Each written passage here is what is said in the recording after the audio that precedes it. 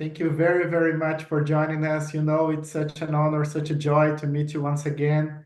And well, I can say on behalf of this group that we feel very grateful, very privileged for the generosity of your time. Thank you. Oh, thank you. Thank you so much. It's a delight to be with you all again. Yes, and congratulations, always congratulations for turning these critical ideas of Doughnut Economics into this kind of a transformative action that we need in the business world, you know. We're very happy to meet with you once again. You know that we've been together 2 years ago, and so you know the idea of this session. This is a group basically composed by business and thought leaders of many of Brazil's leading companies. And also, we are, through this leadership program, we are debating critical issues every month. And every discussion is based on a book that is selected to serve as a sort of a framework for the discussions. And so this month, of course, we are debating Doughnut Economics in order to respond to this broader question of how can we rethink the economy and society for the 21st century world. And on top of that, we have this wonderful special sessions with leading thinkers and change makers like yourself, who inspire us and not only to think better, but also to act accordingly. So, Erinch, because we are recording this session, I'm going to start in a more formal way by presenting you, although of course, we know ourselves for such a while. So Erinch is the business and enterprise lead at Doughnut Economics Action Lab, the Deal Lab. Recently, he was the chief executive of the World Fair Trade Organization, and previously spent 7 years at Oxfam, leading campaign initiatives, and founded Oxfam's Future of Business Initiative. Erinch has also worked at Procter & Gamble as a market strategy manager, and he also is a board member of the Social Enterprise World Forum, and he teaches sustainable value chains at Cambridge Institute for Sustainability Leadership. He holds degrees in finance and law and an honorary doctorate at Oxford Brookes University. So, Erinch, without further ado, perhaps we can kick off this conversation with you, with your presentation, about the application of Doughnut Economics for businesses. And then we can move to a Q&A session with all the members of our group, whom I also greet for being here. Sounds good? Sounds fantastic. Thank you, Alex, and thank you, everyone. A real delight to be with you all. I'm going to actually begin with quickly sharing my screen and showing where everything I'm about to present lives and is available on the doughuteconomics.org website, because people often are trying to take notes or they want to know where everything is, and I think it might be helpful. So I'm going to just begin with showing where everything lives, which is at doughuteconomics.org. So if you go to economics.org, you can find all the key things. But if you go to the theme and topics, business and enterprise, what you can find there is all the tools, all the videos and recordings around this. And we've created 2 specific tools. I'm going to talk through the content of those tools. So this might feel a little bit unfamiliar at the moment, but by the end of our time together, these concepts will hopefully feel quite familiar. And what is interesting is that everything I'm presenting is actually available in Brazilian Portuguese. So we have these translations of everything, both the actual the slides and the activities and content I'm about to present, which are all here, and there's a paper as well that has also been translated. So the content that I'm about to share was actually checked by Alex. He was a huge contributor to getting this material ready in a very generous and supportive way as a contributor to this broader community of practice. But yeah, you can sort of go through all of this yourself in your native language as well, because I'll be presenting in English. But all of the information is also available in Brazilian Portuguese alongside other languages, Spanish, French, and German as well. So just to remind you, when you go into the tool website, there is a translations bit, and through the translations, there's a hyperlink. You can find everything there. But all of the tools we have got all of the key elements for running a workshop, for running and presenting these ideas. These are in the Creative Commons, which means that people can use them and access them for free. But we also have some rules and engagements around this, and a community of practice of organizations and networks that are actively deploying and using these with their clients and with their members as well. So all of that is also available if you are interested. But without further ado, I'm going to go to my main slides and give you a sense of the key elements of the content that I wanted to present. We're a relatively small group, so if there are questions during it, definitely feel free to interrupt. I can't see everyone's face. I've only got one screen right now, so if there is a question, then please do just unmute yourself and say, Erinch, I have a question. I have a question. Or I have a point. So don't be shy about interrupting at any point. So, firstly, Doughnut Economics. It comes from this book that my amazing and inspiring friend and colleague Kate Rayworth wrote now just more than 7 years ago, which put the donuts and looked at the donut and unpacked what are the principles that we will need to deploy in order to help humanity into the donut. And across these, she came up with 7 principles, 7 ways to think like a 21st century economist, which includes changing the goal from GDP growth to getting into donuts, seeing a bigger picture, looking at broader aspects of our economy, not just the market, but the commons, the household, the state, nurturing human nature from away from just being about rational economic man to being socially adaptable humans, getting savvy with systems and looking at system dynamic complexity, critically to designing to distribute, and number 6, creating to regenerate. Now, I'm going to focus a lot more on number 5 and number 6 because the way that we've taken Doughnut Economics into the business world really focuses on these.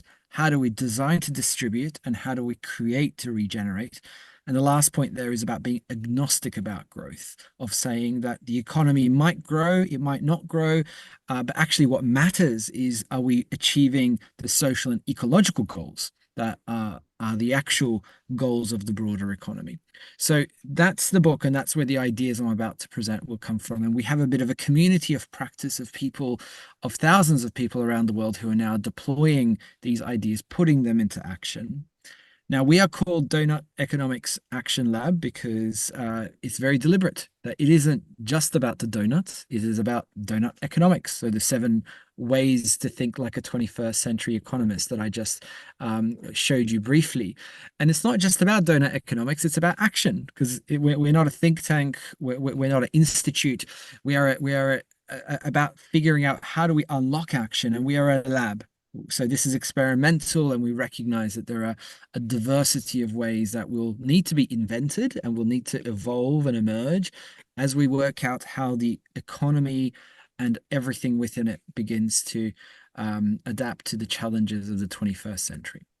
So today, what I'm going to really go through is this, and it's about how do we get from the overshoot donut on the left to getting inside the donut on the right. I will briefly present those ideas in a second. And it really invites us into what we call the deep design of business, the purpose of a business, its networks of relationships, its governance model, its ownership structure, its relationship to finance, and the extent to which these 5 layers of design are holding back the kind of transformative action that we need. They're blocking the transformative action. And how could a redesign unlock transformative action? So we're really looking at how do we design companies in a way that is trying to unlock the most ambitious action possible. That's where we're going to land on. But first, let's begin with the donut itself. For some of you, it will certainly be very familiar. For others, it might feel a little bit new. But what we like to call it is it's a compass for human prosperity. And it's about meeting the needs of all people within the means of the living planet. Now, on the outside is a green circle that represents the ecological ceiling. And this comes from the 9 planetary boundaries that Earth system scientists have told us we must not transgress, we must not overshoot. These are non-negotiable barriers and boundaries that we have to stay within if we're to stay within the balance of the living world. There's a delicate balance where biodiversity and land conversion is connected intimately with climate change and ocean acidification and the way we treat our soils with nitrogen and phosphorus and the way we withdraw fresh water and produce air pollution or chemical pollution. All of these or an ozone layer depletion. These are all planetary boundaries that are interconnected, and through that there is a balance that allows for life to thrive on this planet. But at the same time, we also need to provide the essentials of life. The economy must function in a way that, and the market must function in a way where people have enough income and work, and there's an sorry, is someone wanting to come in there or not? Maybe. Right. Okay. Do jump in, guys, if there's any questions, by the way. So the social foundation has got all of the elements of what's needed for everybody to live a thriving life. Everything from energy and water and food to healthcare, etc. So those actually come from the SDGs. So this is what the world's governments have agreed we must all strive for across all of humanity. And together, these 2 boundaries create a donut-shaped space.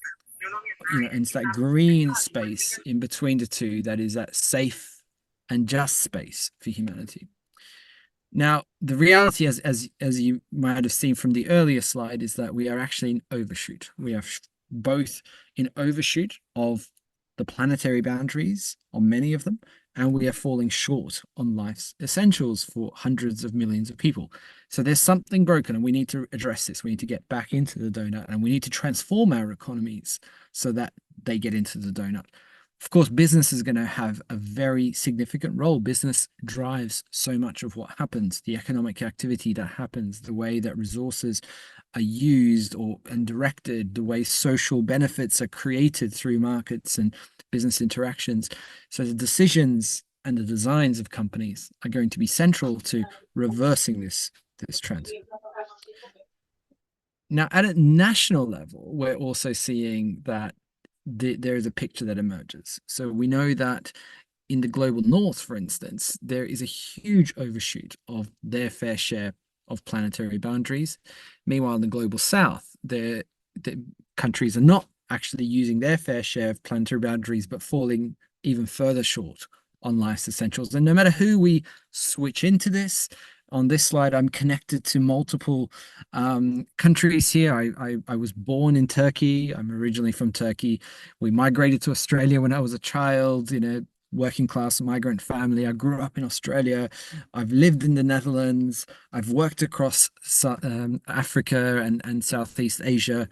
And I've seen in my career in different forms of it that there's a trajectory here where actually in order to develop, countries have used more and more of their fair share of planet's boundaries. And that is a world that is deeply out of balance. It also tells us that we are all developing countries now. That picture on the right of Australia is not an example of a developed country. That is not a picture of development. That is a picture of an economy that needs to transform fairly significantly as well. So what's behind some of this? And I wanted to put a little bit of I guess, a provocative statement out there, which is that we've created an economy where life, human life and natural life, is in service to finance. And finance is in service to itself. And the reason I say that is this. What we've seen is we've seen companies where around the world, increasingly they are focused on shareholder returns, increasingly they are focused on attracting capital and finance and serving capital and finance. Well, while doing so, what's happened is circularity, for instance, has been in decline. So material use has been rising. Even though the last few years, for instance, there's been a huge amount of energy around circular economy, the percentage of the world economy that can be described as circular has declined according to the Circular Economy Foundation and their Circular Gap report that was released a few months ago. It also demonstrates that in the last 5 years alone, imagine like the last 5 years where we have seen such a huge growing interest in circularity and sustainability and ecological boundaries and all these efforts that are happening around it. The last 5 years, we have used about the same amount of materials as humanity as the entire 20th century. So from 1900 to 1999, we used the same amount of materials as the last 5 years alone. At the same time, we've seen huge climate targets by companies. A lot of companies have signed up to the Science Based Targets Initiative, but hundreds of them have been delegated and relegated for lacking action, for not taking the action needed. So huge commitments, lack of action. At the same time, we've seen poverty and inequality rise. Poverty rising, according to the World Bank, for the first time in many years, as it started to reverse the decline. Workers and farmer incomes are stuck. I've worked in global supply chains for over 15 years and seen a huge amount of efforts to address poverty incomes and poverty wages in global, particularly agricultural and apparel and manufacturing supply chains. But the same farmers, the same workers are about as poor today as they were 20 years ago, despite all the best efforts of industry. At the same time, stock markets have hit record highs over the last couple of years, and private equity returns are at record highs. So the metrics of economic success are telling us it's doing well. Stock markets are saying this is great. Financial markets are saying we're doing well. We're growing. Valuations, market capitalizations are growing. But the evidence suggests that the economy isn't functioning in the way that it should. Poverty is rising. Ecological footprints are growing, and we're borrowing from the future in order to create the kind of economic benefits for the present. And at the same time, those big transformations that are needed in industries, well, they're not happening. Business models are not transforming. They're stuck across multiple industries. And part of that is because we have retained a degenerative model, a linear model of take, make, use, lose, where we take from Earth its resources, we make things with it, we use things, and then we lose things. And we repeat this cycle over and over again. This is cheaper to do. This creates more sales and revenue in the short to medium term. This is already what's been set up. So it's easier for companies to continue on this trajectory of take, make, use, lose, this linear model. But something else is possible and something else is emerging. In contrast to the linear take, make, use, lose model, a regenerative model is also forming. One where there are two separate loops. If you see the diagram on the right, that is a diagram that is a simplified version of the circular economy that says that we have two kinds of materials. We have biological, naturally occurring materials. So if you think of the shirts that you're wearing, if they are natural fibers, then that's a biological material. That can go back into earth, that can go back into the soil, that can be, that doesn't have to be waste, and that goes to landfill. And then we've got technical materials. So if you think of, again, the shirts you're wearing, you might have synthetic fibers. Or if you're thinking about your electronics that you're looking at the moment, they will have technical materials. Well, they need to be restored. They need to be repaired. They need to be recycled. And we need to create these circular loops where we eliminate the creation of waste, of material and energy. So by doing so, we start to create a regenerative economy that is working with and within the cycles of the living world. Well, what does this look like? Well, in tangible terms, if we go from a degenerative model that I described on the left, it takes us through what many in the business world would see as sustainability or business sustainability, where they're trying to aim to reduce harm. So if we go from landscape degradation, huge deforestation, for instance, well, we might get to low or zero deforestation. That's good. That's not a bad thing to aim for. We need to stop the destructive elements of our global economy. But how do we get to a point where we are restoring the damage we've done? So that would be the regenerative approach. If we put a different way, if we think about product design, well, we have built-in obsolescence. We have products that are designed to break down in a few years, or certainly not designed to last long term. Well, we can move towards more recyclable products that at least reduce the amount of waste. But recycling can be very energy intensive. It can be very, degrading as well. It can have some negative impacts, but it's better than built-in obsolescence. Well, what if we moved all the way to repairable and modular design? So products are designed to not generate the waste at all, and that could happen through the design of the products or the industrial processes of manufacturing. So in tangible terms, let's have a quick look. That could be, for instance, the Fairphone, which is a phone that has been around for more than 10 years now. So the electronics industry has known how to do this. It's decided not to follow suit and left mostly Fairphone to be out there pushing and pioneering this model, where they have designed their phone to be repairable. They've designed it so that if you need to upgrade your camera, you can just click it out. They support their consumers, their customers to do this. They've designed it so it's easy. They've given guidance and support. In fact, right now I'm talking to you through something called a framework laptop, and that embodies a very similar approach. It's a small startup business that is trying to design laptops so it's very easy for the end user to upgrade, and you send back the component and that gets reused. So Fairphone's got that similar sort of open modular design. If you think about this in renewables as well, you can think about, well, we can have very large scale renewables in population near population centers, but we also need rural, decentralized, local renewable energy models. And the business Selco in India has been focusing on creating the ecosystem for this, training technicians, supporting them, etc. Next week, you can look at the fashion industry in Houdini, which is designing its garments so that they are repairable, that the fibers can be separated easily, the natural fibers go into a production process. In fact, if you go to a Houdini shop in Sweden, you'll be served food that was grown partly out of the input of the old pre-used natural fibers of other garments that were taken back, and the synthetic fibers get reused and integrated into the next model. And if you think about Sanergy toilets, this is in Kenya. Well, Sanergy has created toilets across the slums of Nairobi, where the toilets are hoped to be affordable and accessible for people who lack that kind of sanitation service. But what's interesting about Sanergy is that it then takes the human waste, treats it, sanitizes it, and puts it into agricultural use across the country. So even that, the waste of humans can go into a cycle that goes back into nature, and eliminating the need for the kind of accumulation of waste.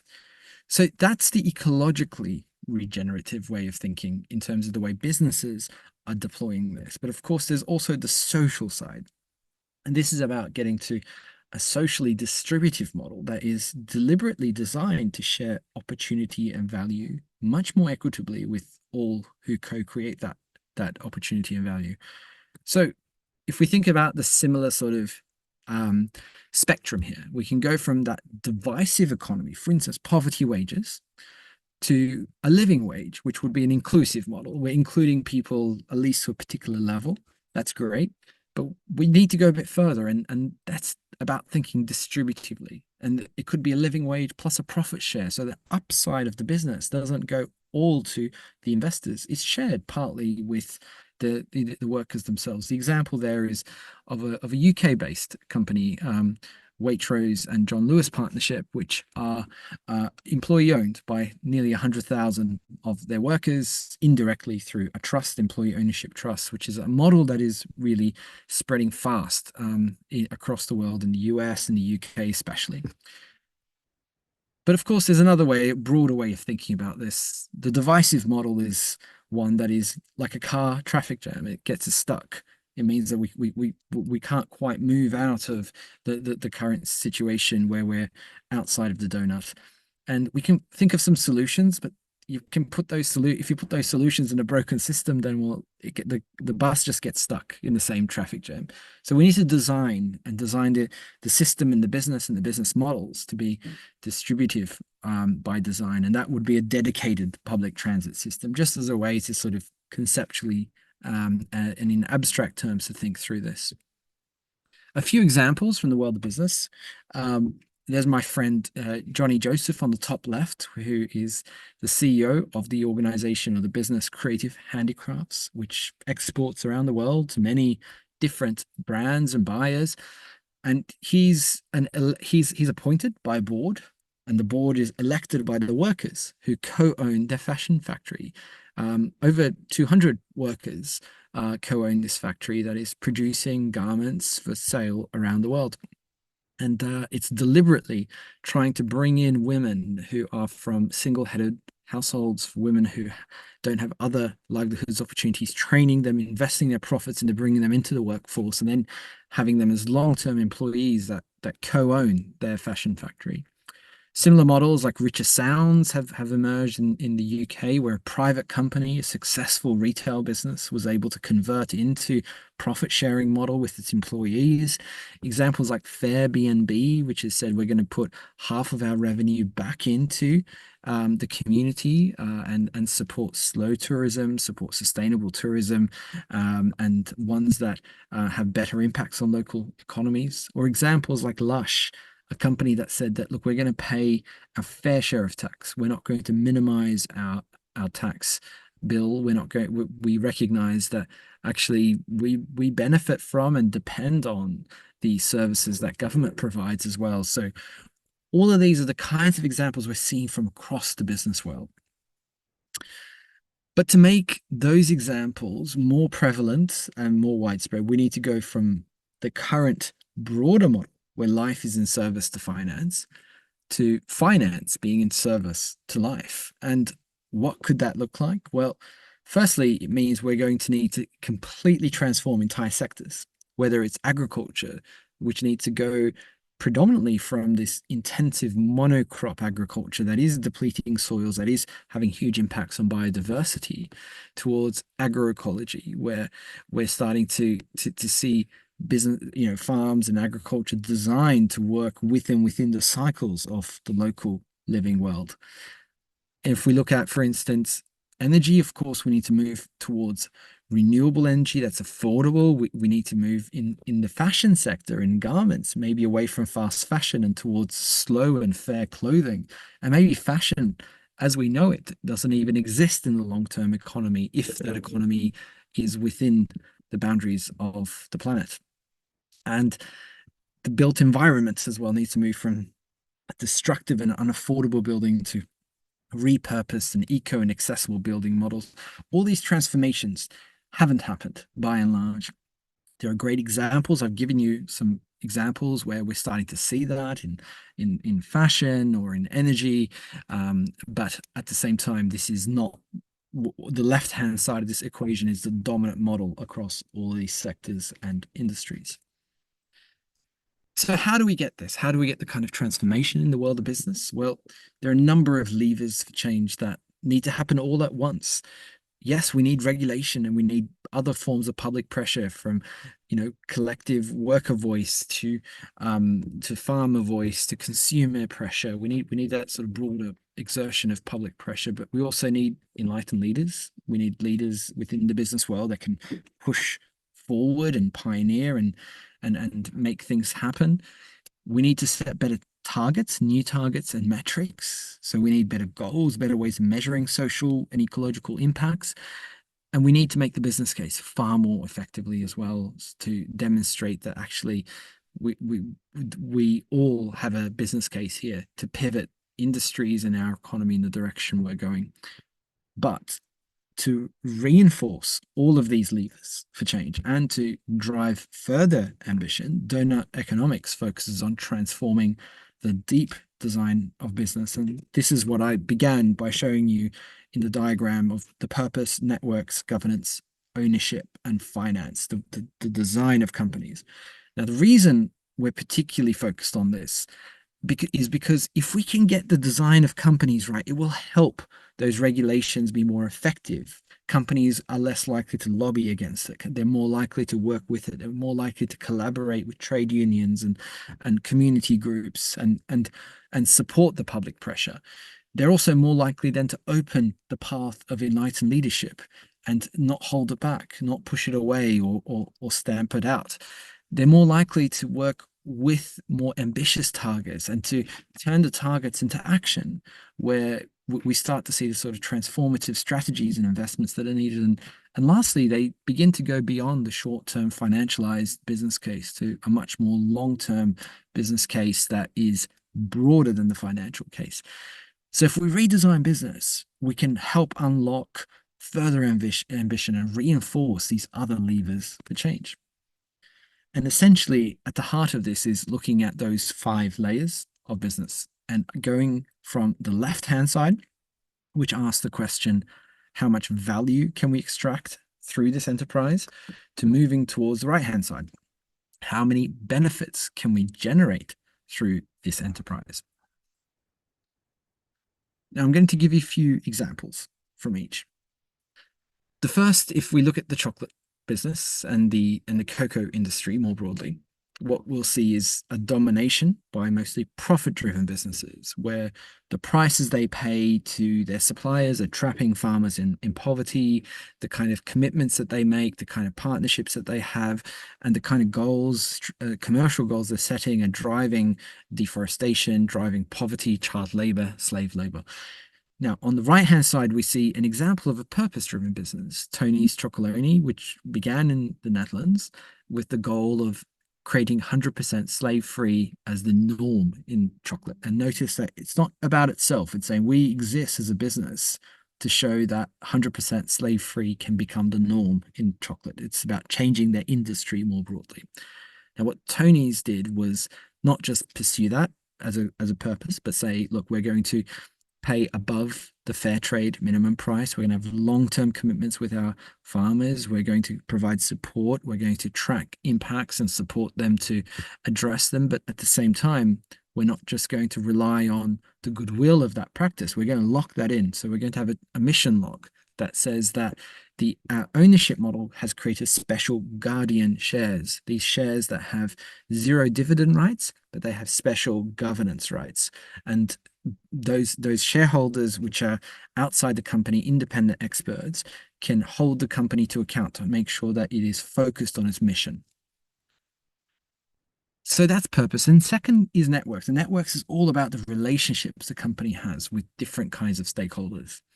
And if we think again about the supply chain, for instance, in the consumer goods industry, well, there's so many commodified supply chains, but of course, it's not just about the relationship with suppliers, it's a relationship with government. It's a relationship with the rest of the industry, where so many companies are part of very regressive lobby groups that try to hold back ambitious action by government, particularly against regulation.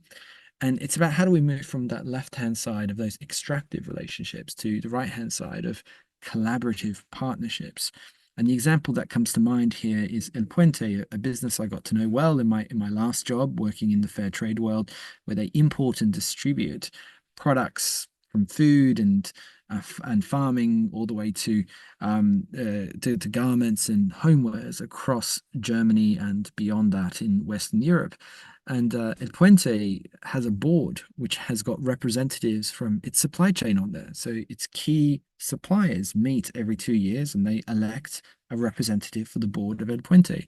And that representative actually is able to represent the perspective and voice of the supply chain. So when an issue arises, the board member is able to immediately inform the company that this is happening in the supply chain, we need support. So when COVID happened, and Puente's board heard immediately about the cash flow crises that were immediately happening within its supply chain. The same suppliers were having their orders cancelled by other buyers. They were having prices renegotiated. Shops were closing. There was no opportunity for them to manufacture.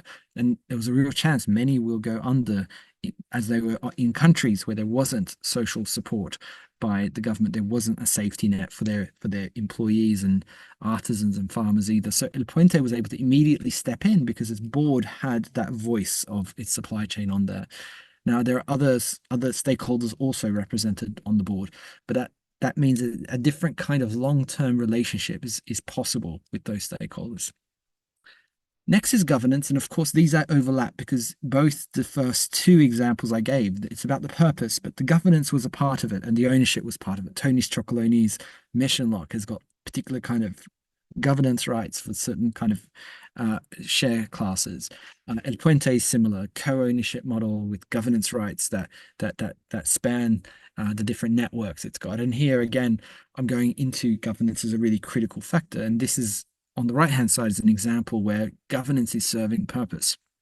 And one example that comes to mind is Faith in Nature, which is has put nature on the board of its company.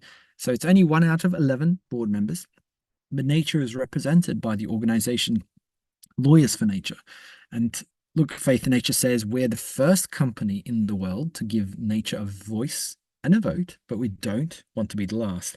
And what's interesting about this is that it means that Faith in Nature is able to share its principles, its approach, and it's inviting others to use its knowledge in putting nature on the board. And it's again not about itself; it's about changing the industry, changing the business world.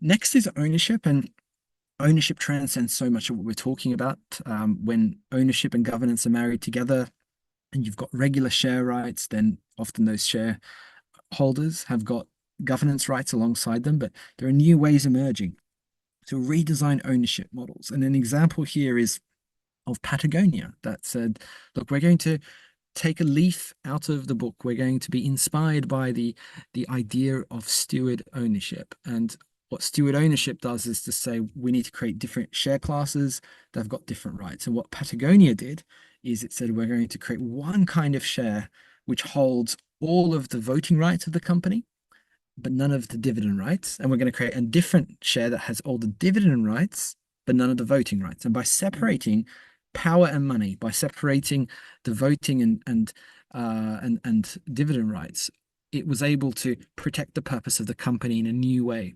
So the Patagonia Purpose Trust owns all of the shares with voting rights. It controls the company. It doesn't have an economic interest in the company. It doesn't get the dividends.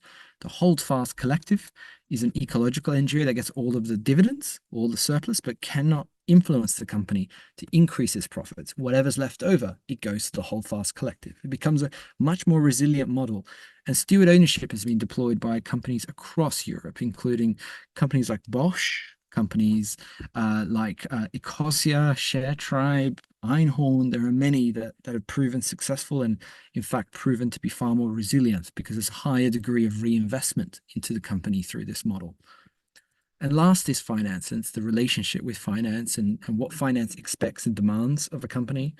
And here we look to the example of the Grameen Danone Food Company, which was set up as a collaboration by Muhammad Yunus's organization, Grameen Bank, who actually Muhammad Yunus has just become the interim prime minister of Bangladesh recently, but he's been an economist, a pioneering economist who won the Nobel Peace Prize about 15 years ago now for his work on microfinance. But what he created here, working with Danone at a corporate level, is a new subsidiary that after the initial investments are paid back, all the profits go back into the subsidiary to enable it to invest into making the food more nutritious, into putting nutrients into the food, and making it cheaper and more affordable for as many young Bangladeshis as possible. Because its goal was to create more health impacts, health benefits. And by investing to make it more nutritious and cheaper, it's able to spread its social impact that it wants to pursue. So the benefits of redesign for the company as well is very broad. I mean, it's partly about aligning the purpose across the business, across the supply chain, the product design team, across the leadership team, the CFO's team, etc., making sure that it's truly aligned and the business is designed to pursue that purpose. It's also about enabling deeper partnerships. So imagine in the next couple of decades, we're going to see some real security of supply issues. Already we're seeing issues with cocoa and coffee production. We're seeing issues with other elements of key resources around the world. Well, if we can enable deep co-ownership models, co-governance models, we can enable long-term partnerships across supply chains. We can channel investment much more directly. There's been underinvestment by so many companies. The proportion of profits that go into internal investment has declined significantly over the last few decades across different countries. In the UK and the US, that I know a little bit more, it is about 5 or 6 times lower than it used to be in the 1970s. So more and more extraction has meant that less and less long-term investment in the company, and we can design companies to protect that internal investment as well. And of course, locking the legacy long term. So many family-owned businesses, so many companies that have begun with a purpose, for instance, over time might have some mission drift, might move away from their purpose. And to protect the purpose and lock in the legacy of a company, that kind of approach that we saw from Patagonia, where there is a steward ownership model or a mission lock that Tony's Chocolonely did, or other ways are going to be more and more important. But most importantly, I would say, is that if we want to unlock the kind of action needed by companies for them to help humanity into the donut, we need to be supporting companies that are regenerative and distributive by design. And that redesign process, that redesign journey of companies is a never-ending one. It's one that is bespoke. It's one that is different for every company. I have now done workshops with over 800 business leaders around the world in different settings, sometimes online, sometimes in person, sometimes individually, sometimes in small groups or big groups. What I've found in those over 800 is that no two company ends up deciding to have the exact same design.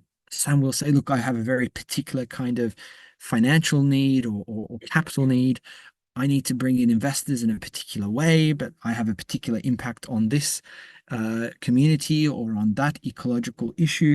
I'm going to design the company differently. I need to invest in the future in particular ways, or I need to unlock a particular strategy that maybe is for the short to medium term is low margin, but high impact. I need to design myself accordingly. What this opens up is it's an invitation to business leaders to say, what do you want to do? What do you want to achieve as your contribution to getting humanity into the donut? And let's be honest about how the current design of your business is holding this back. Where is it being held back? And how could you redesign the business in the way that works for you and for your context to unlock an ambitious agenda? And as a result, we end up asking this question: which aspects block your transformative ideas? Is it your governance? Is it your ownership? Is it something about the financial parameters and expectations? Is it that, look, by having a private equity model, this is limiting the possibilities, or we need to change the ownership and evolve the ownership? Is there something about voices missing in the governance, or the ownership model needing to emerge differently? So how can we redesign to unlock those transformative ideas? Now, we've created a community of practice I mentioned earlier that's on doughuteconomics.org, where now we have dozens of, or actually over 100 organizations that are registered to run workshops with companies and businesses, business leaders and entrepreneurs and startups around the world. Very different kinds of companies, from Impact Hub to consulting companies and others.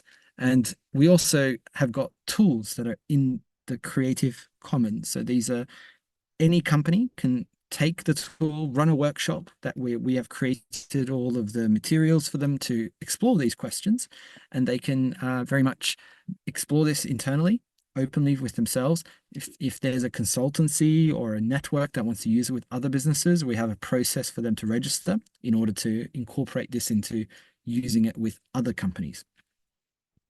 But it's all out there. It's in the Creative Commons, and it's a journey that helps business leaders ask some questions that are often avoided in business. Often we take the design of the company as given, as static, as something that is just concrete and cannot really be changed.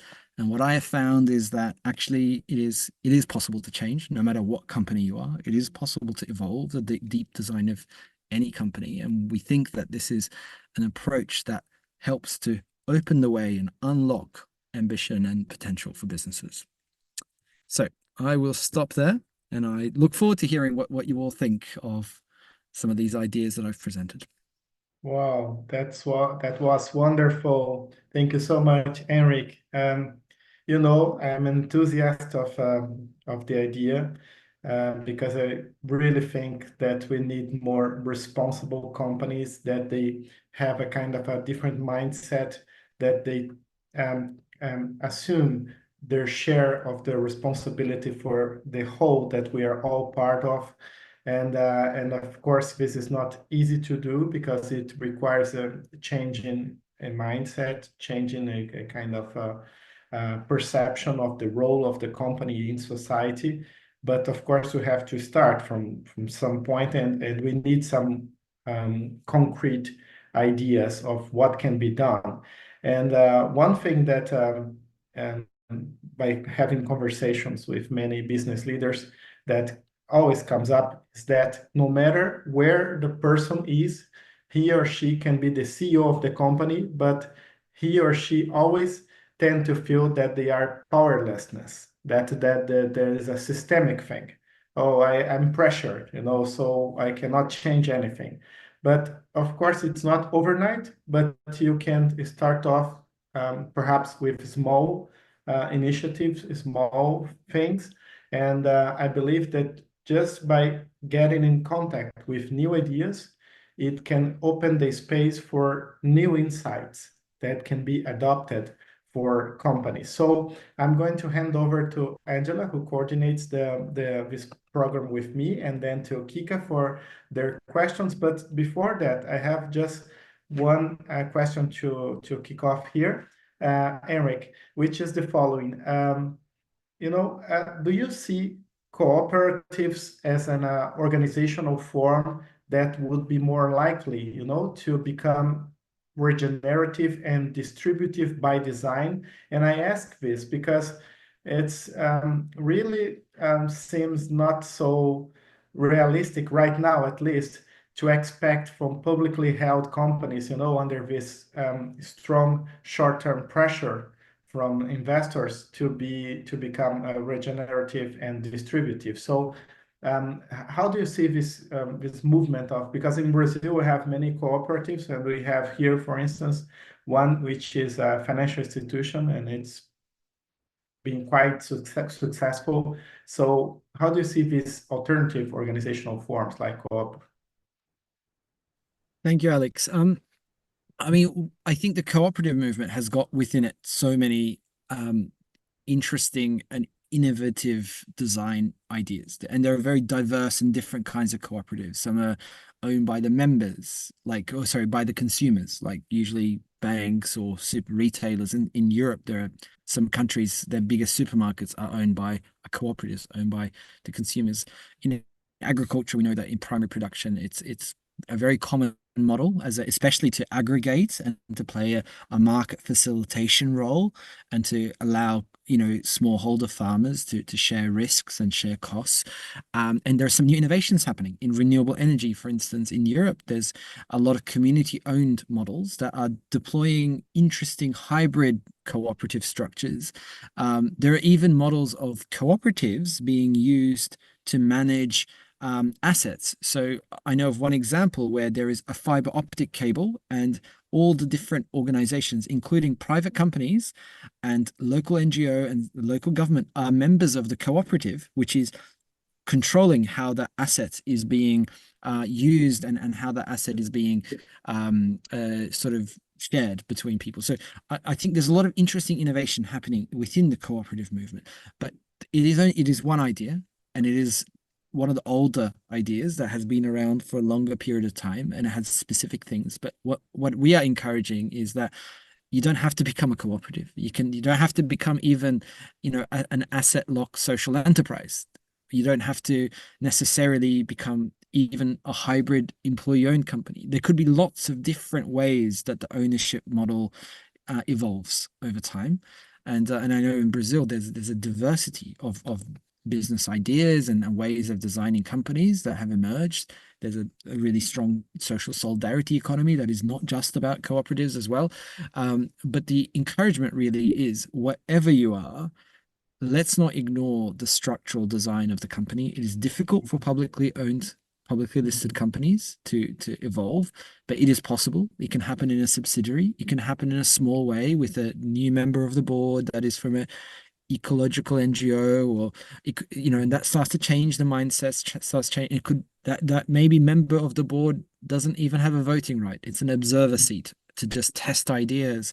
It could happen in a supply chain. It could happen in one business unit. So there are ways to bring in this idea, but the encouragement is to begin to not dismiss the importance of enterprise design, because I think it's playing a very invisible barrier to what is possible. And we are working in very narrow parameters that have been set by old 20th century designs of business. And if we can be creative about beginning to evolve and transition and experiment with different organizational designs, different ownership and governance models in particular, something new can emerge. It can really disrupt what's happening. And if the cooperative model feels, not possible, then absolutely look at other models, look at new ones every company can invent. So some of the ones I mentioned today, they invented what they are doing. It didn't exist before. So I think it's worth, encouraging people to look at enterprise design from a creative perspective rather than an off-the-shelf blueprint or a template. We don't have to start with what exists. Perfect, perfect. Angela, please. Thank you. Thank you very much, Erinch. Thank you, Erinch. It's a pleasure to have you here. It's this unlock our creativity it's something that is amazing, because all the things that you mentioned, the the generative by design and the mercantilism, the extractivist company, we have it by design in the 17th century. So the first company in 1602 was the first company, modern company, as we know, the Dutch East India Company. And we still talk about the same issues: conflict of interest, board members, directors, shareholders' rights, and the last 40 years, the maximization of the shareholder value. But it worsened it a lot in the last 40 years. But the thing is, we talk a lot about innovation, but we don't see innovation in our companies, in the governance of our companies. As you mentioned, with these amazing and singular ones that each company, each organization found your own way to organize itself to be generative. So this is the first thing that is amazing. This is amazing, and I just wanted to note. And the second thing is, it's a question, or a more provocative question. A distributive design, a business distributive by design, would be a gender equality by design per se, in your view? Yeah, I mean, fantastic observations and points there, Angela. I completely agree with the evolution of the corporate model, which started off as a very fringe model, the Dutch East Indies Company and the British versions of this and other ones that began to spread. These were very uncommon. They were exceptional, actually. There were markets and there were businesses before this model. and until recently, actually, there's other privately owned, locally owned, sometimes like owned by churches, owned by other, these other diverse forms were much bigger. But you're right that something more extreme has emerged in the last, I think, 20, 30, 50 years. In terms of gender equality, I think what I noticed was, so before this job, I spent 3.5 years leading the World Fair Trade Organization. And the World Fair Trade Organization's model was supporting enterprises that were designed around fair trade principles. So, the model of helping farmers, artisans, and workers had to be at the heart of the whole company, not just one supply chain, not just one product or one ingredient. And as a result, they required that there had to be some sort of an inclusive governance. They required that half the profits have to go back into the social ecological mission, etc. What happened as a result of setting up a business, and there were, among my members, there were over 400 in over 80 countries. Across all of these, and many of them successful businesses, some of them in Brazil, Latin America, elsewhere. They've been around for decades, very resilient companies. What happened is that as a result of setting up a business with that social objective in mind, and setting up a business with those social enterprise principles, the people who are at the top ended up being women, and ended up being majority of the CEOs, majority of senior executives, and majority of the board members of these companies were women. That wasn't a requirement. You didn't say you have to have it, but you have to really focus on your mission. And if you do, actually, you end up having this broader effect of making more diversity happen as well. So I think when you do the diversity in very tokenistic ways of saying, let me just get 1 woman, 2 women in my company and keep everything else the same, like let's put them on my board, or let's recruit a senior person who can be the face of the organization, it can be very superficial. But when you really embed it, and gender equality was one of the principles anyway, they had to perform as a fair trade enterprise, you end up having this natural transformation of the culture of the business as well. So it takes a while, but you end up that ended up being the indirect impact of building a business this way. So I think that it is critical, and I think a lot of the people who have influenced me, and certainly who have influenced Kate Raworth, the author of the book, and the creator of the concept, are feminist economists who also observe that many of these very competitive, winner-take-all, destructive aspects can be very overly masculine elements of leadership that are encouraged, and there are wonderful men and wonderful women that are not overly competitive, that are still, very much focused on delivering commercial goals alongside social ecological goals, but are not as destructive. So I think having a balance of women and men and having more gender equality has these broader impacts of bringing other principles and dynamics into play as well. And I think there's some research to show that happens when you have a better balance of masculine and feminine leadership within a company. You can get to a more desirable dynamic overall. Harmonize it. Thank you, Erinch. Absolutely. And perhaps, Angela, we can take a picture to register this moment.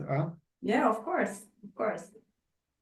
I'll do it in 1, 2. Everybody ready? Okay, 1, 2, 3. Good. Perfect. Great. Kika. So, Kika, please. Thank you. Thank you twice, Angela, our official photographer. Erinch, thanks so much for allowing us to begin this Thursday in such a positive vibe with this group and with you. I will divide my in 1 question and 1 proposed reflection. The proposed reflection is because we are in this Brazilian audience group, it gives us a curiosity that none of your examples is a Brazilian business or company or enterprise. And I'm sure all of us together would have at least a couple of names in mind to share with you and to give visibility. So maybe Tony and Dango would be in the chocolate slide of your presentation going forward. We are very fond of our country. So this is something. And also to share a hopeful message to Angela, because I'm so much devoted, and the group is also to innovation. I think that all these companies that are in our minds in terms of the Brazilian business landscape, I think they have become aware of the emergency of innovation as an enabler of this framework going forward. And I'm much more positive that they are coming aware of the importance of innovation being not only horizontal but interoperational to allow them take effective steps moving forward to this regenerative model. And talking about the model and the framework you brought, you mentioned that you come to the companies and you ask them about where they see the key hindrances or challenges from their own individual perspective. But I want to know your perspective, being in contact with at minimum at least 800 of them. Which step in your mind is offering the ones that are not even aware the challenge of embracing the mindset and transforming the aspiration into capacities? Is it purpose awareness? Is it ability to establish network connections and liaisons? Is it governance? So what is it? Tell us, please. Thank you. Fantastic interventions. And by the way, Kiki, I'm currently working with a couple of researchers in Brazil to write up some examples. I mean, I think I gave 10 examples today, and you're right, none of them were from Brazil. But there's a few on our radar at the moment, and I would love to hear more as well from Brazil. Yeah, including some interest, and we're looking particularly for things that are not the pure examples, ones that show that steps are possible from a more difficult place from, so in fact, one of the ones we're looking at is AMA Ambev, which is, I think, a subsidiary of InBev.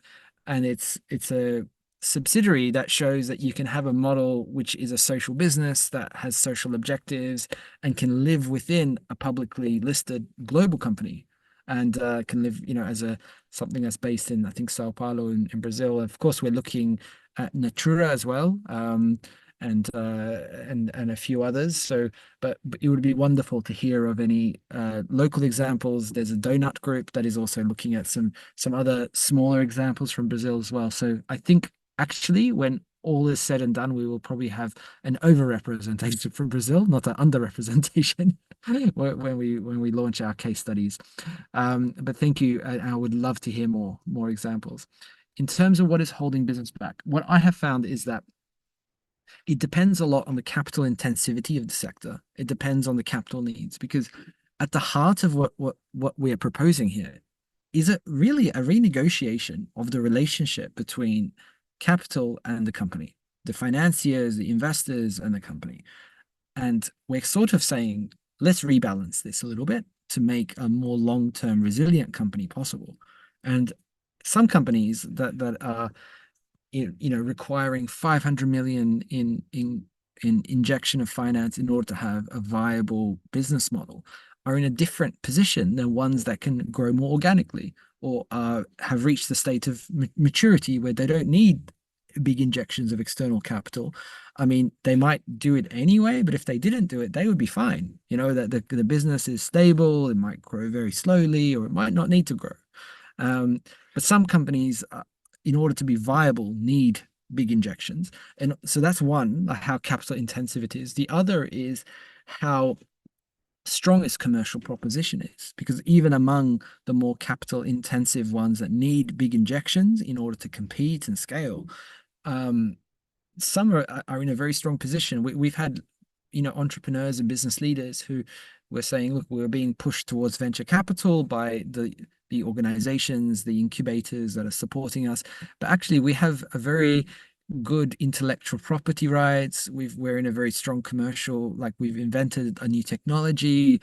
We actually have lots of options. We can renegotiate these terms, and we can have a steward ownership model that still provides a certain return. Like there's an organization called Library of Things that has decided to bring investors in but the investors are guaranteed within 7 years, I think, a 2x return.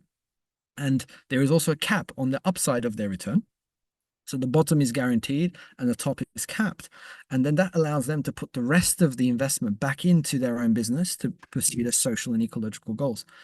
I think what's happened, and this is someone who studied law and was involved in law for a while. What happened is, I think in many countries, the lawyers sometimes took over the negotiations, and lawyers want to get the best for their clients, right? So they negotiate a term sheet with investors, and they want maximum power for their client, and they want maximum priority for their client. And in doing so, they are limiting what's possible for the business. And the external investor takes control more than it would have occurred to them. They would have accepted something else. But because often, especially at the startup stage, the investors have got the better qualified lawyers, it ends up designing a different kind of ownership model around it and different governance models. So I think, yeah, just realizing that on the one hand, how capital intensive a company is, on the other hand, they might have more options and they might have more ability beyond it. The third is around just realizing the diversity of financing options. Again, like I'm talking more about startups so far, but a little bit about the existing companies. But for many startups and early stage companies, we glorify venture capital so much, but most companies do not fit the venture capital model. They're not going to grow exponentially. They're not going to become a unicorn and do 6x, 10x, 30x returns. They're going to grow slowly and maybe plateau. That's how the economy works. We're not all growing exponentially, but everyone's trying to be the unicorn for venture capital. And that is warping the design of companies, is warping the behavior and investment of companies. But there are other options that are open. You can use debt in a more creative way. You can have hybrid models of debt and equity. You can have convertible notes. You can do trade finance. There are books written about these alternatives. Actually, they're available. There are lots of funds out there that are funding it. But the entrepreneur culture has got everyone thinking like they're in Silicon Valley and they're driving, towards a unicorn future. And I think for existing companies, of course, how they are owned is critical. How concentrated the ownership is critical. It might be publicly listed, but there might be someone with a 30% holding that is behind a transition and transformation and can ally with some of the other shareholders to do something more transformational. And there might be also a way to buy back the shares in order to give more control to other stakeholders. A lot of the conversions into sort of hybrid ownership models with workers or communities involve them taking out a loan in order to buy back shares from existing shareholders to end up with a different kind of arrangement of shares. So I think a lot of it's also around looking at the power dynamic and the ambition among existing ownership models. And sometimes the existing owners are not that engaged. With 30% of the shares, you can maybe drive through a lot because people aren't turning up to the AGM or they're not very active. So yeah, I think it's so much of it sort of reading the political economy of the enterprise and what's around them. Fantastic, Eric. That there is a great appetite for products and service innovation, but for power relationship innovation, the appetite is not that big sometimes, because it's more risky. But Claudia, please. Hello, Erinch. Thank you so much for sharing all this knowledge you have among us. I think that parts of my doubts were cleared with your last explanation to Kika, but I would like you to go back. It wasn't clear for me as a board member that I sit in various companies in Brazil. I think that starting from the top and changing the mindset is most of the times the best way to change the donut structure, right? So I would like you to clarify how is Patagonia ownership and governance changing the paradigm? It wasn't clear to me how it is different from other companies. If you could help me on that. Sure. Okay, so what they did with that was they looked at the steward ownership model, which has been around for a long time. And steward ownership, if you look at if you Google purpose economy steward ownership, you'll find a lot of resources on this. It's very common in Northern Europe, where they say that the shareholdings should mean that those who control the company are the people that are directly involved in the company. So you might be an external investor that doesn't have much engagement. That means you don't have control. The people who with the governance rights have different kind of control. And it also says that those with governance rights shouldn't control all the economic rights. It means that, there should be a separation of the economic and governance rights. And basically what Patagonia did and what Erinch Sahan did when he reached over 80 years old, he's quite old. He built this company, private company. He never gave control to external investors, and he was able to do a lot of things, a lot of internal investment for the long term in the company. Things that if he went to venture capital today, you cannot do what Patagonia did. They will say this is a bad investment to do free repairs of your clothing, to everyone. Like, that is not a good investment. We need to sell more, not repair for free, things people already bought yesterday. But he did these things, and long term it created a brand, etc. But it was difficult, and he was able to achieve it. But he said, look, we want Earth to be our only shareholder. That was his statement. He said, Earth is going to be our only shareholder. And the way he put that into action is to say, well, we want the profits to go to an ecological NGO. So when the company makes high profits, the profits go to an ecological NGO. They use it for good causes, for campaigns, for supporting nature, etc. But he sees a problem with this, which is, what if the ecological NGO wants so much returns that it is pressuring the company to reduce costs, to increase profits, and the company starts to have a negative ecological impact to make more profits for the ecological NGO. So then he said, but the ecological NGO that gets the profits cannot control the company. You get whatever you get. You have the dividend rights, you have the economic rights, right? You get the money, but not the power. And instead of them having control of the governance rights, set up a separate organization, a separate trust. It's a legal vehicle that exists in common law countries like US, UK, etc., Australia, Canada. And he called that, he created it as what they call a perpetual purpose trust. So the purpose, he said, we're in business to save our home planet. This is the purpose of the company. Every decision has to be in service of saving the home planet that we all live on. So this trust has to keep this purpose forever. It's perpetual, which means it's forever.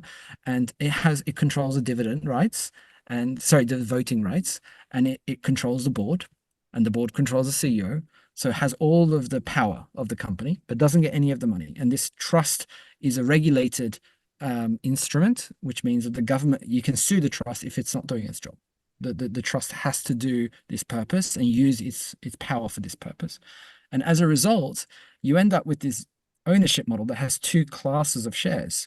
And, you can do this. You can, in every country I know of, every jurisdiction I know of, you can decide what rights does a share have. You can have Class A shares, Class B shares, Class C shares. You can do this for lots of different reasons.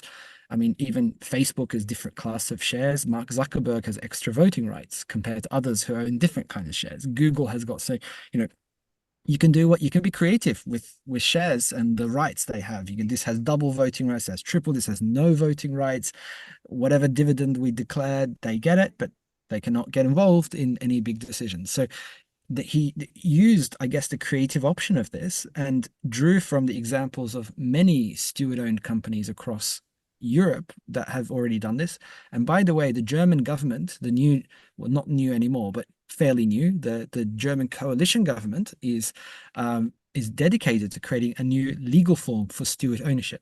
So you register a steward own, and the state will regulate to make sure, you've deployed this model. Because right now you have to do it, I think, in every country as your own sort of creative legal exercise. You register as a normal business, and then you create different shares, and different shares have got different owners, etc. And you write it in the bylaws and the constitution, and you have to do it yourself, basically. And they all look a little bit different, and some are a little bit more steward ownership, others are not, and But the German government will create a legal form so you can register, because there are so many businesses, especially very like family-owned businesses, where the owner said, "Look, we don't we want to protect the legacy. And what usually happens, I think, in my experience, is you have these like purpose-driven founders and families, and they hold all the power, they hold all the control, and they build a big company that's successful. But along the way, they've been making decisions where they are trying to balance the ethical legacy, their principles. But when they are gone, who's going to do that? That question mark comes up. So they're in Europe, Northern Europe, this has been quite useful to say, okay, well, we can put it into a foundation or a trust. We can write in the foundation the principles. They will have the voting rights. They will control the power. The family maybe still gets the profits, but the family, my grandchildren, they'll get the profits, but they can't control the company. I can't trust. There are too many of them. Some of them are fighting.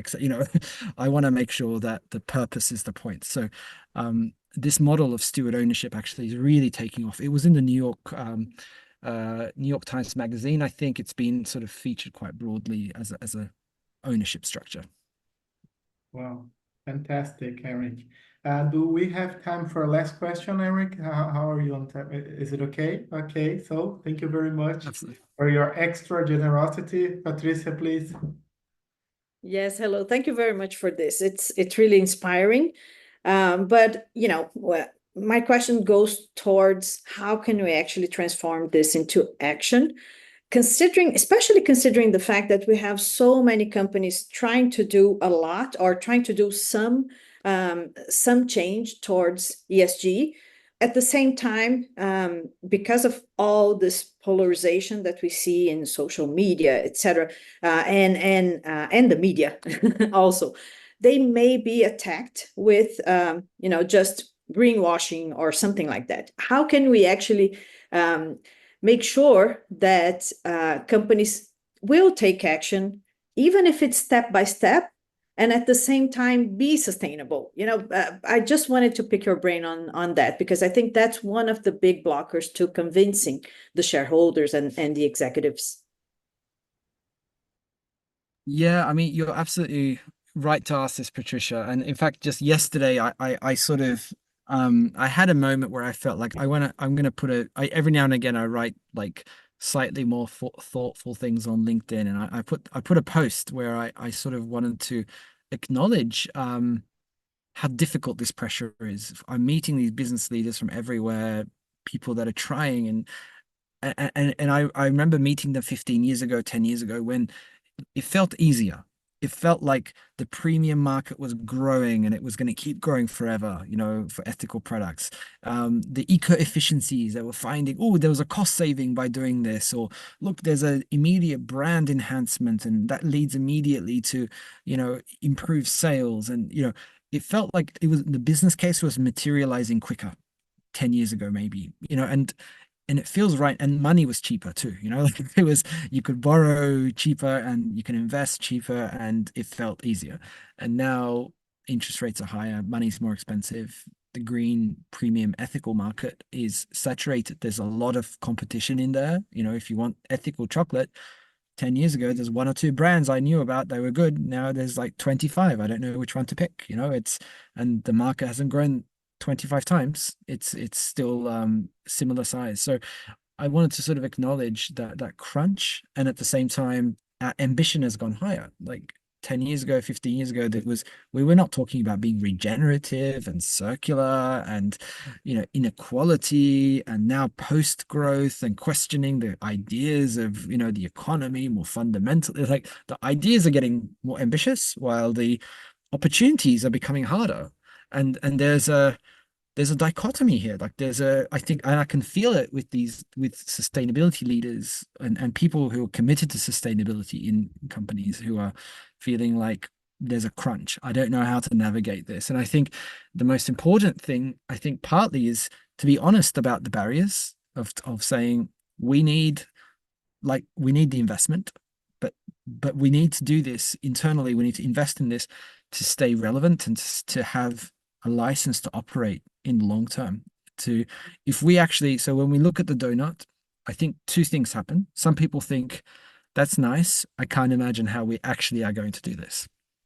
And some people say, that's nice, it has to happen. If it doesn't happen, then we are doomed. And I think you have to pick one or the other. Either we believe we are going to create a donut economy, or we think, actually, I don't really think it's going to happen. We're probably going to create crises and it's going to get messy. If you believe it's going to happen, and you act like it's going to happen, and you invest like it's going to happen, and you plan like it's going to happen, then suddenly the business case is strong. So it's kind of depends on the future projection and the future forecasts. And if we are forecasting things and believing in them, then the business case makes sense when you roll it back.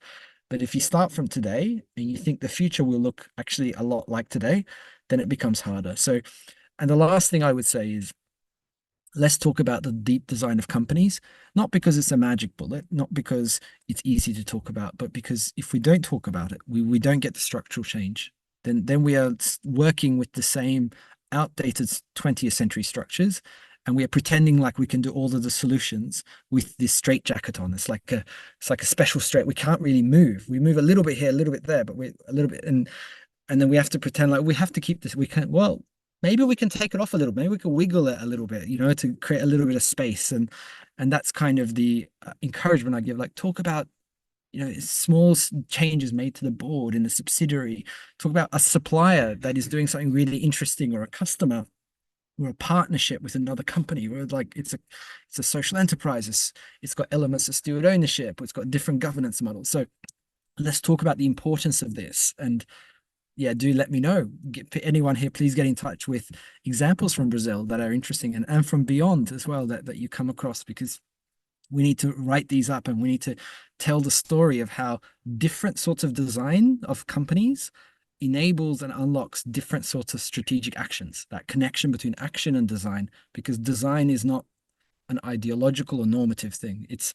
For us, it's a pragmatic thing. It's because we want this action, so let's get the design that unlocks that action. So we need to talk about talking about cooperatives being fantastic because we love cooperatives or something is not helpful to convince anybody.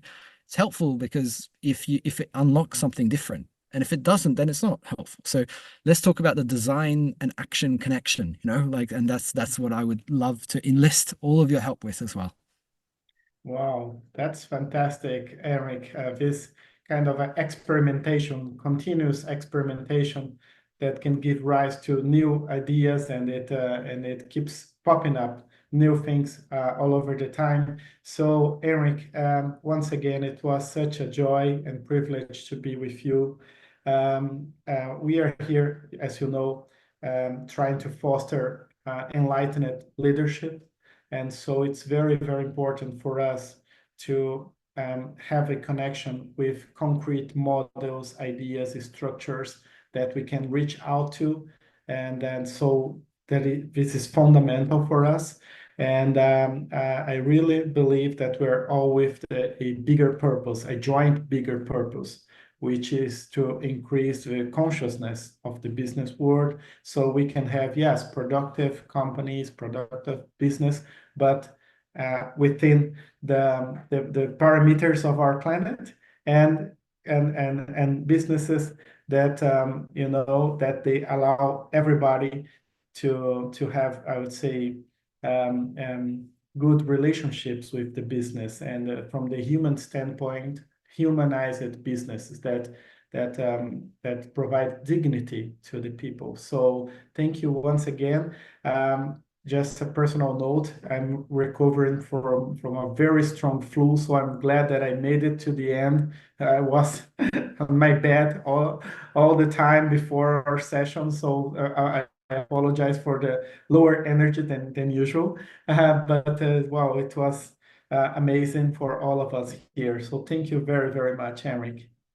Thank you very much, Erinch. Thank you. It was great. It was amazing. We'll send you this model, the Brazilian models, okay?